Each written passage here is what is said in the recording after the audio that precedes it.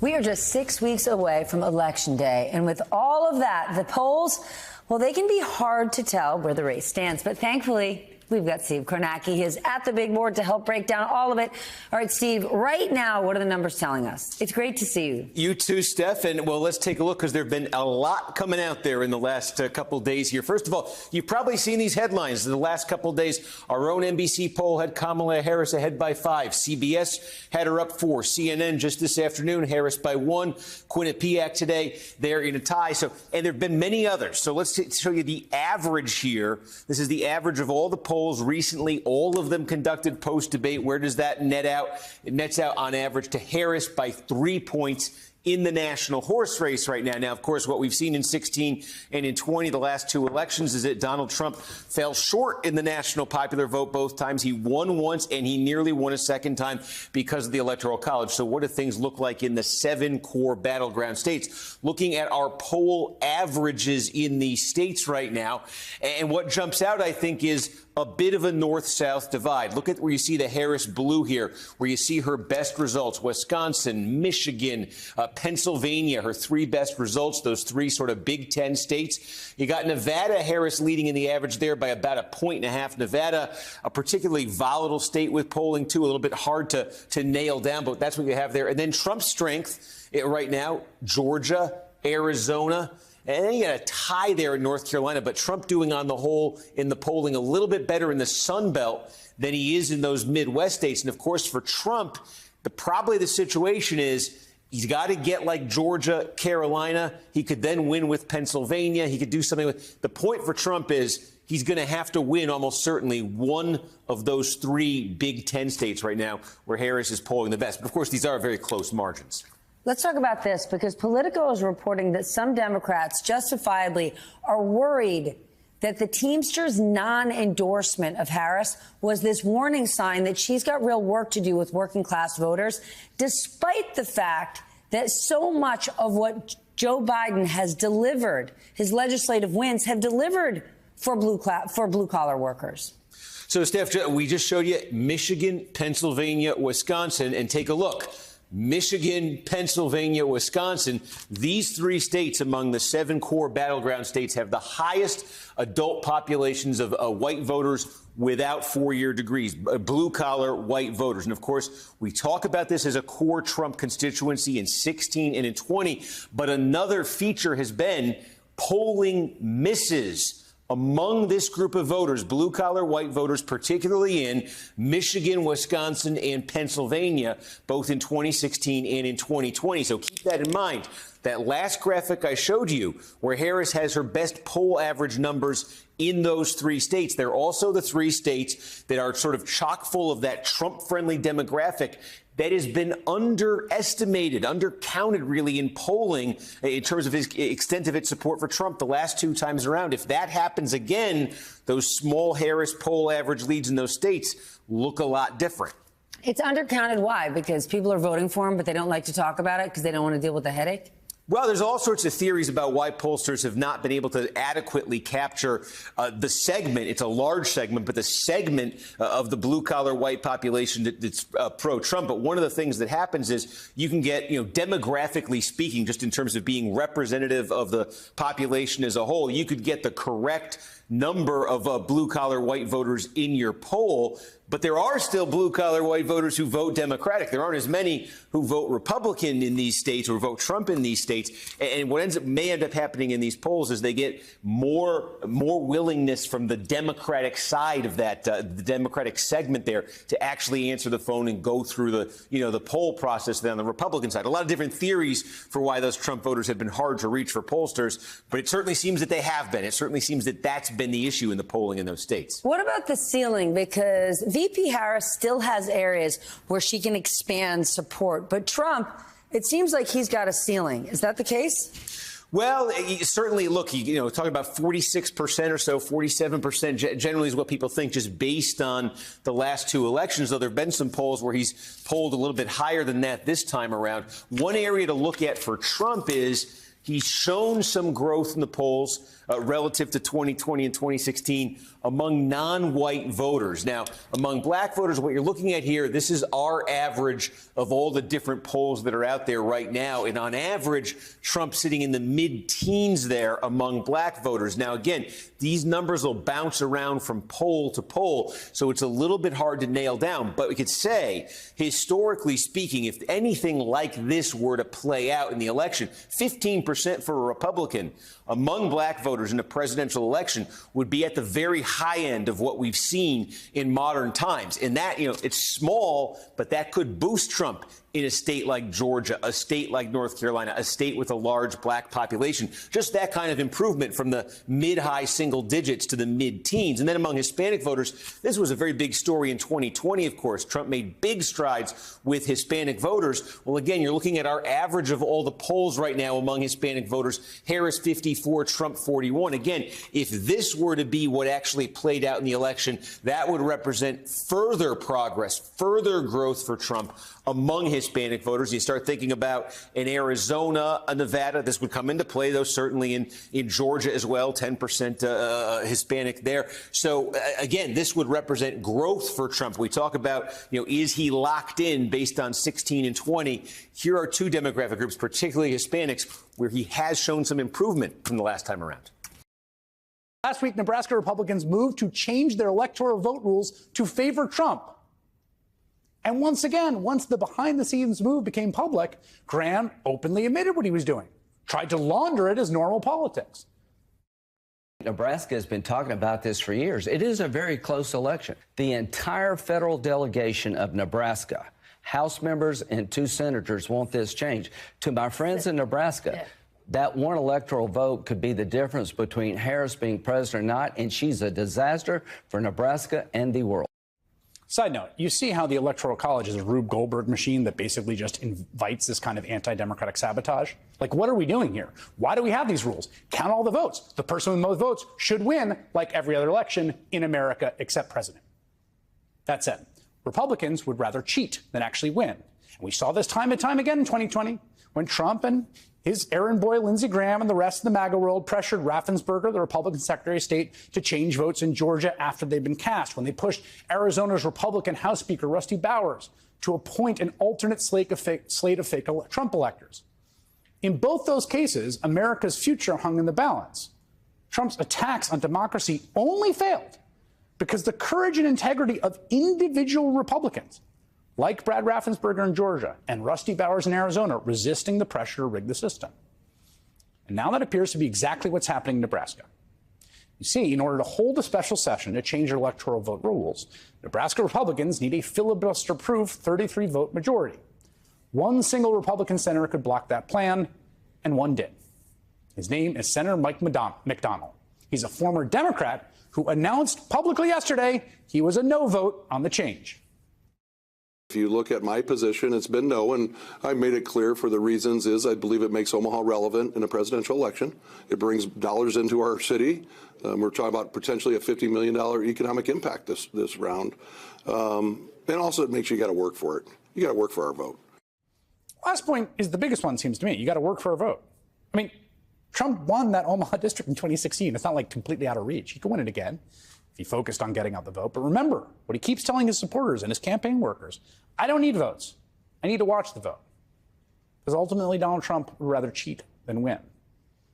And Nebraska Republican State Senator Mike McDonald, the man of the hour, joins me now. State Senator, it's wonderful to have you on the program. Thanks for making some time for us tonight. Good evening. Thanks for the invitation. I wondered if, just a sort of informational start, if from your perspective, you could guide us through what the conversations in the State House and in that Republican caucus have been like through this year, going back to April when it first surfaced as an idea, then it seemed to kind of go away and then made a sudden comeback last week. I'd like to start, with thanking all the people that have reached out to me on both sides. And 90% of them have been professional and polite, of course, passionate. And the old saying, you can't manufacture passion. It's got to come from the heart, which I understand. This is a serious, issue and a serious decision.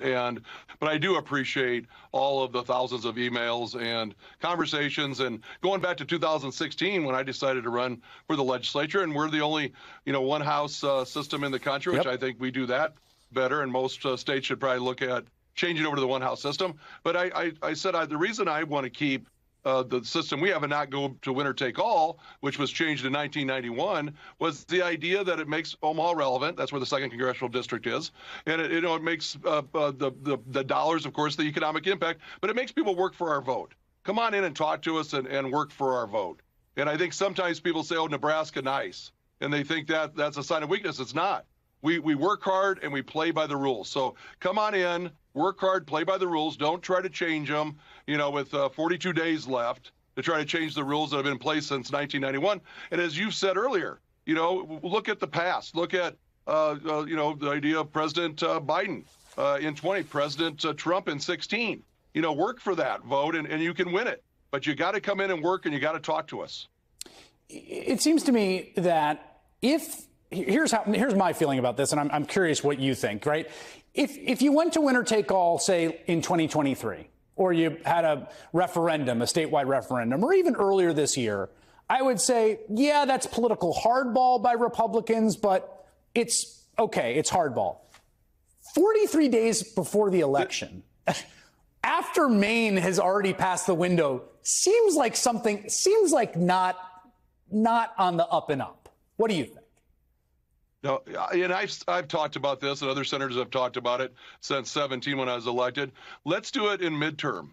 Let's do ahead and go ahead and let the people of Nebraska vote, which I would oppose my vote on this to switch to winner take all. If the people of Nebraska want to do it 2 years out and let whoever wants to run for president of the United States know the rules, right, I think that would be fair. I still think we should keep winner take all, and I think we should go around the country and, like Maine, ask the other parts of the country, look at our system. All 435 congressional districts should look at the way we're doing things, because I think you're talking about going to the people, and you're not talking about 33 senators make a decision.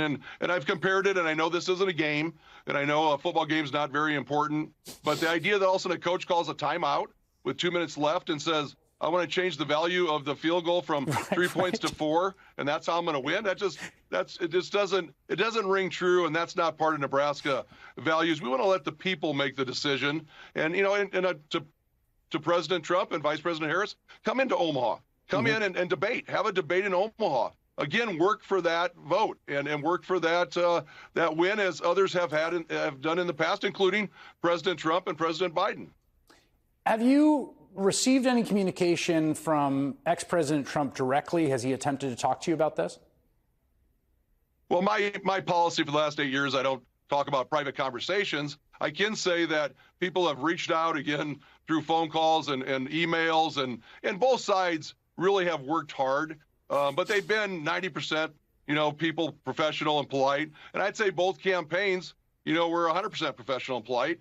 And we had good conversations. And I always try to tell people, tell me why I'm wrong. Tell me why you're a yes. Teach me something I don't know. But since 16, when I ran, I've been consistent on this issue based on the idea. I think this is better than winner take all. I think this is better for our democracy. Let people vote. And also, I haven't hit it. The idea of the red dot, blue dot. How about the green dot? It is an economic boost to the city of Omaha. But also, come work for the dot. Come talk to the people of 2nd Congressional District and work for that vote and for that potential win. Are you at all? I know the ex-President Trump, said you were wrong about this and sort of blasted you on Truth Social, which I'm sure is par for the course. Are you prepared, I guess, for the glare of that to intensify? Well, I stand behind my word, and for 8 years you can talk to my colleagues, and I have 48 colleagues that I know work hard and they're good people, but that I disagree with on a number of issues. But you can talk to them, and they'll tell you that I keep my word. And the idea of actually representing the people, and I represent the Legislative District 5, that's South Omaha. I represent those people, and I'll stand up for those people and all the people of the city of Omaha and Nebraska and the country. facing a massive double-digit deficit with women voters on a scale that threatens to sink any chance of Donald Trump and Republican candidates all across the country in November. The ex-president and his MAGA allies are reminding us just why that gender gap exists in the first place. Statements that reveal over and over and over again their utter disdain and disregard for freedoms and views held by countless numbers of women in this country. Case in point, the disgraced, 4 times indicted, twice impeached, liable for sexual abuse ex-president turned in a gaslighting performance for the ages at a rally last night. I am your protector. I want to be your protector. As president, I have to be your protector. I hope you don't make too much of it. I hope the fake news doesn't go, oh, he wants to be their protector. Well, I am. As president, I have to be your protector. You will no longer be abandoned, lonely, or scared. You will no longer be in danger. You're not going to be in danger any longer. You will no longer have anxiety from all of the problems our country has today. You will be protected, and I will be your protector. Women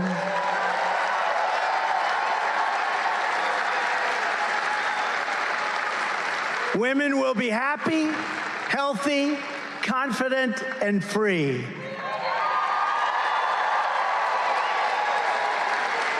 You will no longer be thinking about abortion. Never mind that he's the reason women have lost access to reproductive health care. And he's damn proud of that fact. 3 justices he handpicked formed the majority on the Supreme Court that overturned Roe versus Wade, allowing for draconian bans to be ushered in all across our country. And then on the debate stage, with more than 67 million people watching, Donald Trump dodged on whether he'd veto a national abortion ban if it wound up on his desk, should he be elected again. Despite all that, according to one MAGA candidate, it's us. We're the problem. The women who are, quote, crazy for worrying about all this silly stuff anyway, abortion rights. Here's Ohio Senate candidate Bernie Moreno. You know, the left has a lot of single-issue voters. Sadly, by the way, there's a lot of suburban women. A lot of suburban women that are like, listen, abortion's it. If I can't have an abortion in this country whenever I want, I will vote for anybody else. Okay, a little crazy, by the way, but especially for women that are like past 50, I'm thinking to myself, that's an issue for you. Oh, thank God my wife didn't hear that one. Yes, we women over 50 lose our ability to grieve the senseless death of mothers in Georgia who die because of the Trump abortion ban spreading across the country. It just happens. We turn 50 and poof. As my friend and colleague Rachel Maddow put it last night, unfortunately for that guy, his name's Mr. Moreno, women over 50 still have the right to vote, even if he doesn't think we have a right to an opinion. What this all amounts to, though, is an incredible reveal, right? Shows us what Trump and his Republican Party really think about us, about women, our place in American life and in American politics. As a Bulwark puts it today, quote, in Moreno's world and Trump's, men act in their self-interest and women are not to think for themselves. Fortunately, American women aren't listening to MAGA men. One has to be impressed by the good sense and self-confidence of today's American women. Now, if only a few more American men had the good sense and self-confidence to listen to American women. Donald Trump and the MAGA movement showing all of us exactly who they are and where they see women, our daughters, our sisters, our mothers in America in the year 2024 is where we start. Former Senator, host of MSNBC's How to Win 2024 podcast, Claire McCaskill, is back with us. Also back, President of Reproductive Freedom for All, Mini Tamaraju, and the Executive Director of Republican Voters Against Trump, the publisher of the Bulwark, Sarah Longwell's here. Sarah, what is the state of sort of the, not just the female vote for Trump, but these issues driving the men who love the female voters in a way that could be significant in November? Yeah, you know, I got to say, first of all, the gap that is opening up in terms of gender is more or less like nothing we've ever seen before. I mean, women are breaking hard for Kamala Harris. Obviously, Trump is doing better with men. I think when we look back on this election, the big story is going to be the gender polarization. But what is interesting about the Moreno comments is this idea that the reason that women are breaking disproportionately for Kamala Harris is just because of abortion. That is wrong. Women care very much about the economy. They care about crime. They care about immigration. They care about all the same issues that that men do. I think what's happening, though, is that the Republican Party, and Donald Trump specifically, has a strategy of trying to run up the numbers with men. That is why he picked J.D. Vance as his running mate. And in doing so, though, they don't just try to appeal to men. They are running a campaign that is actively alienating to women. It is not just about policy issues. It is about the way that J.D. Vance attacks childless cat ladies, which, by the way, in all of my focus groups, that has broken through. But that's not even as pernicious as the things that he says, like if women are with somebody who is abusive, they should stay with that man, right? We hear things like that from the vice presidential candidate. As you point out, Trump is an adjudicated rapist and has always been misogynistic. You've got candidates like Mark Robinson down in North Carolina, who says that he is avowedly pro-life, committed pro-life, except for the abortion that he paid for he and his wife back in the day, not to mention all of the other issues that he has, calling himself a black Nazi, pornography. I mean, just this, Dana White from the UFC, who had just been caught on camera hitting his wife, was featured, introduced Donald Trump at the Republican National Convention. I mean, the list goes on in terms of the way that this Republican Party creates a sense that women don't have a place in that coalition. And so for Donald Trump to treat them like the I am your protector is a particular form of gaslighting. It's almost like somebody who is an abuser, the way that they would then talk to the abused to try to keep them sort of encircled or ensnared by them. But based on the poll numbers and his dismal poll numbers with women, women are not falling for it. You know, Sarah, I went and read the Sean Combs indictment today because I made this argument yesterday that when we look back, the story will be the enablers, right? The apparatus. And the Epstein story, right, is about an insane, sadistic man. But the story now that is covered is about the apparatus, the enablers, who knew. The Combs indictment and the idea to charge a conspiracy and everyone aware and the people that procured the items is just legally fascinating to me. I'm not a lawyer. I mean, I didn't survive on The View because I didn't really know who any of these people were. But the way the law is charging conspirators, to me, is so fascinating if our politics can start to recognize political enablers, right, an apparatus. And what feels to me to be catching up with Trump is grab women between the legs, the 19 women that accused Trump. All this was information that was available in 2016. And for Trump, instead of doing things to ameliorate the perception that he's a misogynist and an unapologetic one, an adjudicated sexual abuser and defamer of E. Jean Carroll, he defames her again after a jury of her peers finds him liable for that. Instead of moving to the center on abortion, which a lot of Trump supporters thought he would do, he's proud of his decision. And today's news on that front is that he's going to prosecute and jail anyone who criticizes those judges. No one has threatened judges more often than Donald Trump, but he's going to come after anyone who threatens the judges who decided Roe. And I wonder where there's sort of been narrative affirmation for the record, the years and the record of the public statements that start on Access Hollywood in terms of his political life, and that seemed to culminate in this gaslighting last night, as you said, the language of an abuser. I alone can protect you. Well, this idea of the apparatus, I'm so glad you brought it up, because here's the thing. I've always believed this, that courage is contagious, right? Doing the right thing, speaking out against Trump, that's contagious, and that's how you build a permission structure. But you can also build a negative permission structure because cowardice is also contagious. And this is the story of the last decade of the Republican Party.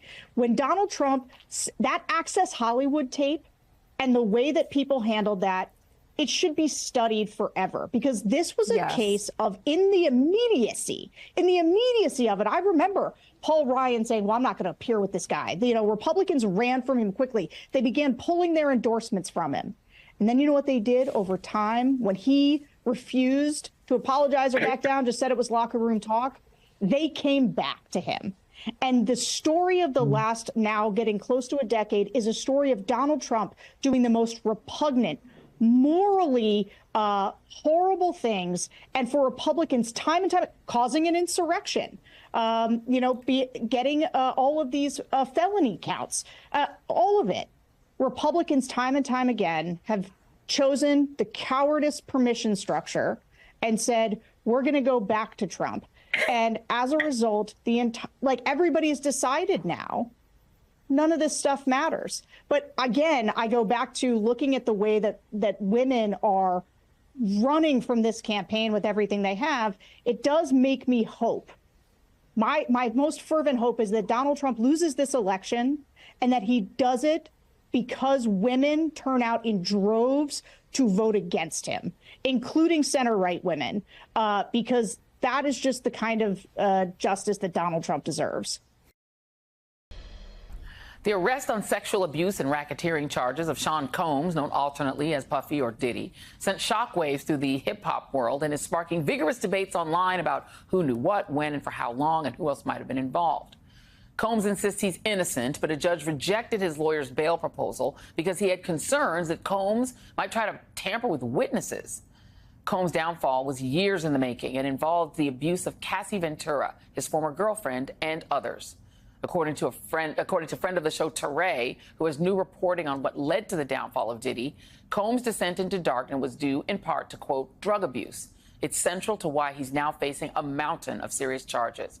When Diddy and Cassie were together, he dragged Cassie down into addiction. After she left him, someone said, she went to rehab to get control of her life, which led to a process of healing, not just from the drugs, but from the abuse. From there, she found the courage to speak up. Joining me now is Teray, who, as I mentioned, has been reporting about Diddy on his Substack, Culture Fries, and on his Teray Show podcast. Teray, my friend, talk about more that you learned about what led to Diddy's downfall. Well, Cassie was recording an album for about 10 years. She made a ton of songs. She made collabs. She had producers. She thought she was actually working on an album.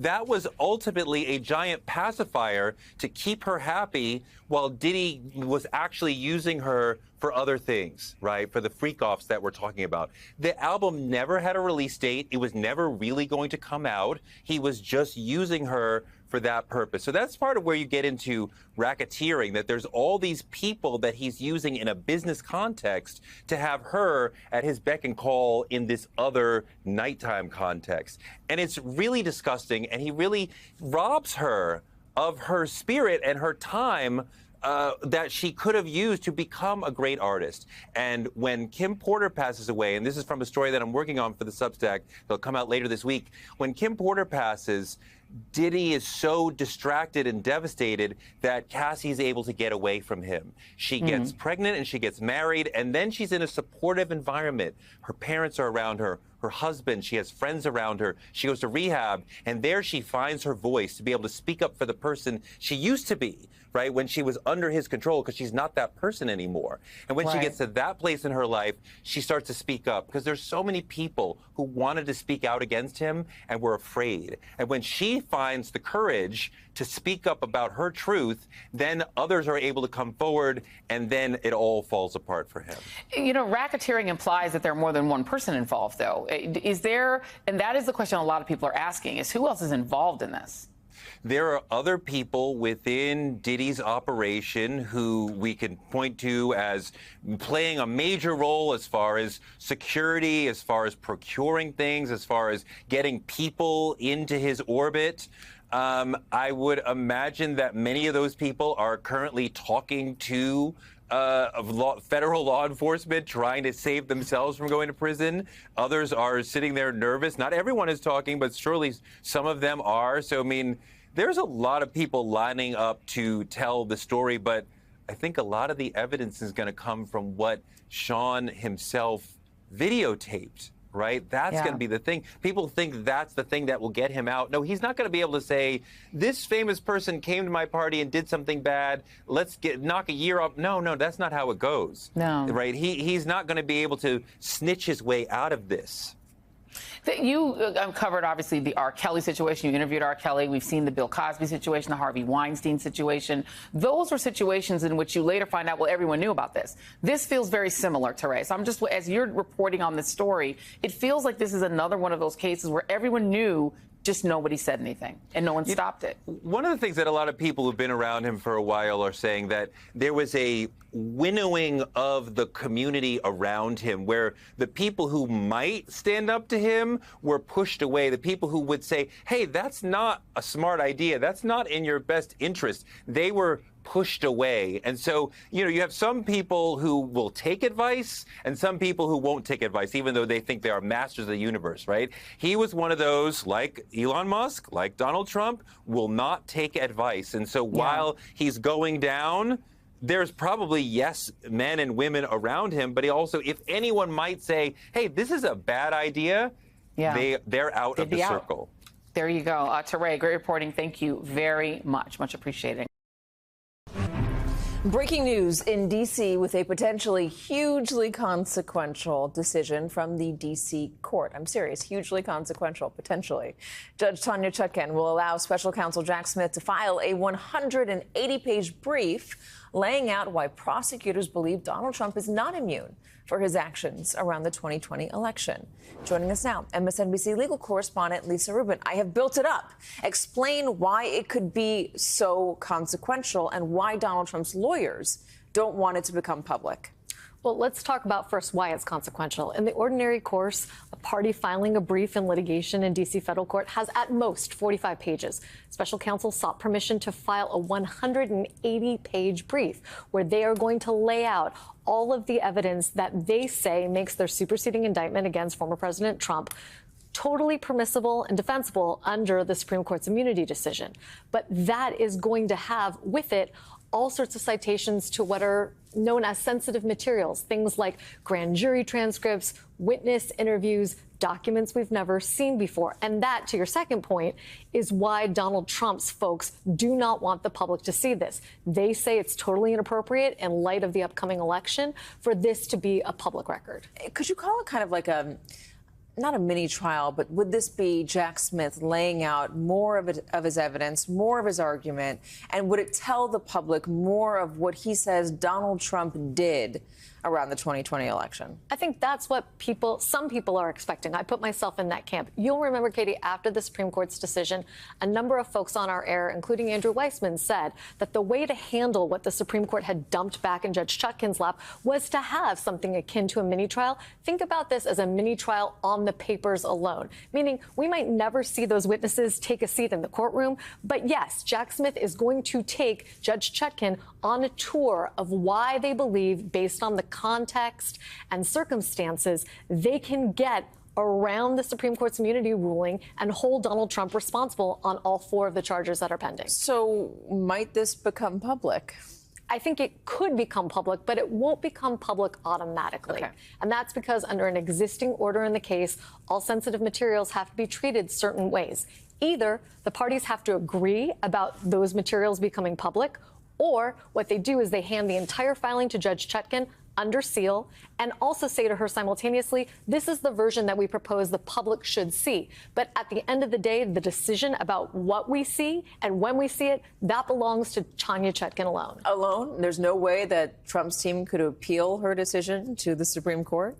I don't think so. I don't think that a decision about sealing is immediately appealable. It's not what we call an interlocutory appeal. But will she allow them to have a say? She could. That's not laid out in this existing order about the treatment of sensitive materials. Does Trump's team have an argument about the time frame here? It is so close. We're 42 days from an election. If this becomes public, we'll be even closer to an election. DOJ has longstanding policy not to get involved in matters close to an election. This is, I mean, it's DOJ adjacent, I guess you could argue. Yeah, but even if this is DOJ, I think the DOJ informal policy sometimes gets stretched beyond what it actually intends. DOJ has said it doesn't take active investigative steps. either 60 to 90 days before an election. This is a case that is already pending. This is a brief in a public court. This is not like knocking on somebody's door and serving them with a search warrant. It's very different and outside that DOJ policy. We'll have to see. All right, Lisa Rubin, thank you very much. I want to bring in NBC's Mike Memoli at the United Nations. Raf Sanchez is in Israel. Peter Becker is New York Times chief White House correspondent and an MSNBC political analyst. And Aaron David Miller is senior fellow at the Carnegie Endowment for International Peace and a longtime Middle East peace negotiator. So, Peter, I wonder what you made of the message Biden was sending there. And I wonder, especially with the part about where he talked about being more selfless, leaving before it's too late. What do you think other world leaders were making of it? Yeah, I think it was an unusually personal reflection in this kind of speech. Presidents don't typically, give their own personal experiences or discuss them in front of the UN like that. But he decided to, address the elephant in the room. This is his last speech before the UN. He is on the way out. He wanted to have a capstone in some ways. He recited the things he considered to be his achievements. He talked about the way forward, that he won't be there to lead, but he'd like to leave behind for them to follow. And I think the point he made about stepping down away from power was a striking one, given that there were a number of people in that room, I presume, who probably have been in office a lot longer than him and are a lot less willing to give up power. That's a pretty common scenario around the world. He may also, of course, had somebody else more domestically in mind, his predecessor, who refused to give up power and instead tried to overturn the 2020 election to the point that there was violence on January 6th. So he had that message, I think, both abroad and here at home. Yeah, I wonder, who knows, but I wonder, Aaron, if when he was talking about, serving the people, not the other way around, if he might have also been thinking of someone who's not yet in that room, and that is Prime Minister Benjamin Netanyahu. I'm sure that's true, but it's also worth pointing out that the autocracy democracy paradigm, which the president referred to during the campaign and throughout his presidency, was noticeably, in my judgment, missing from that. But yes, I think there was an intended message, perhaps. Although I think you'd have to read pretty much between the lines. I think it was Trump related more than Netanyahu related. I'll also point out that can't speak for everybody in that room, but of the 190 plus folks who were sitting there, I suspect that whatever criticism they have of the Biden administration, they're going to miss Joe Biden if the election goes in the other direction. And I think that was also a point I think that the president made by referring to this as an inflection point. The decisions that we make today are going to affect the future in fundamental and critical ways. And I think that's centered primarily around American leadership. And Mike, we knew American leadership was going to be a topic, or the topic, I should probably say, of President Biden's speech today. How did he do you think, making that case, especially in light of the wars that are happening in the world? Well, Chris, one of the other ways this speech was particularly personal was the president was able to talk about the length of his service, the length of his time on the world stage, 36 years as a senator, 8 as vice president, 4 now as president, to make the point that decade by decade, challenges that seemed insurmountable, problems that seemed unsolvable, have been able to be solved and have been managed because of the work of institutions like the United States, because of the hard work of diplomacy, because of the strengthening of the alliances that he is particularly proud of over the last 3 years. And so there's no problem that seems more impossible to solve right now than what we see in the Middle East. And the president also seemed to lay down a marker with that perspective about dealing with that crisis. Take a listen. Full-scale war is not in anyone's interest. Even if the situation has escalated, a diplomatic solution is still possible. In fact, it remains the only path to lasting security, to allow the residents from both countries to return to their homes and the border safely. And that's what we're working tirelessly to achieve. the president there talking about the importance of diplomacy. We've also heard in the context of the situation in Lebanon right now, that White House officials urging de-escalation, especially directing that message towards Israel. We heard the president seem to send a message to Prime Minister Netanyahu that de-escalating the situation there would allow us to focus more on the threat posed by Iran. He's sending these sort of coded messages to Prime Minister Netanyahu, but it's interesting, as we just saw the president's motorcade leave the UN here as he had other engagements this afternoon, there are no scheduled opportunities for President Biden to speak with Prime Minister Netanyahu directly here on the sidelines of the UN. Perhaps that could change, but at this point, officials say there's nothing on the schedule. So I wonder, Aaron, when you look at those things that Joe Biden has believed in for decades throughout his public life, diplomacy, alliances, institutions, if in this world where you have so much division, and I'm talking about internationally, but also in Congress, the relationship that he has with Benjamin Netanyahu, we could go on. If this is a situation where reality overcomes aspirations, where reality makes it impossible for the things that he would like to be true to really function in the way that they have perhaps in the past. Aaron, what do you think? I'm sorry, that's me. You know, I got a sense from the president's speech, I'm quoting JFK now, Kennedy described himself as an idealist without illusion. And frankly, I think that was the tenor of the president's remarks. There were some pretty hard truths there. I mean, Ukraine, a war that is clearly going to go on for years without comprehensive resolution. Situation between Israelis and Palestinians, even if you got a ceasefire in Gaza, you still face the intractable problem of what you could call the much too promised land, what to do about Israel's relation with the Palestinians. Moving on to Iran's putative quest for a nuclear weapon. It's already a nuclear weapon special state. Then there's North Korea. And then, of course, there's managing the competition with China. So I think as you look out across the international stage, you see a world, Chris, to be managed, frankly, hopefully smartly, but not to be transformed. And I think the president didn't want to abandon hope. He referred to hope several times. Don't want to despair. Things can get better, he said. But I think he's also, at the end of his term, quite realistic about what can be achieved in the short term.